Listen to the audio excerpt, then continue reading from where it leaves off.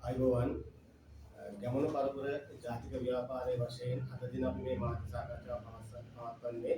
රටේ අපි දැක්කා ඉතිහාසයේ පුරාම විහිවිද ජාතික ව්‍යාපාර උදාහරණ වශයෙන් ගත්තොත් නොයෙක් රජවරුන්ගේ නම් වලින් ජාතික ව්‍යාපාර බිහි වුණා. ඓතිහාසික විරුවන්ගේ නම් වලින් ජාතික ව්‍යාපාර බිහි වුණා. නමුත් දේශපාලන අරමුණු නිසා ජාතික ව්‍යාපාර බිහි වුණා.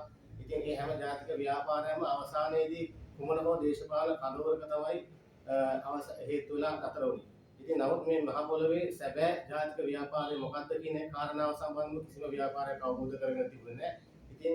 ඉතින් ඒ හිඩස පුරවන තමයි ගැමුණු පරපුර ජාතික ව්‍යාපාරය නිර්මාණය වන්නේ. ගැමුණු මහරජුණන්ගේ ප්‍රකාශයක් තියෙනවා තමුන්ගේ නිවන අනුන්ගේ නිවන උදෙසා කැප කරන මිනිසුන් වෙමු කියලා. ඉතින් අපේ ගැමුණු පරපුර ජාතික ව්‍යාපාරයේ ආදර්ශ පාඨය ඒක අනුන්ගේ නිවන වෙනුවෙන් තමන්ගේ නිවන කැප කරන උත්තරීතර මිනිස් පරපුරක් මානව පරපුරක් නිර්මාණය කිරීම. ඉතින් ඒ කාර්යය තමයි අද මේ ආරම්භ කරන්නේ. මේ සඳහා අපිත් එක්ක දැන් දිවෙන පුරා විශාල ප්‍රමාණයක සහෝදරයන් එකතු වෙලා තියෙනවා.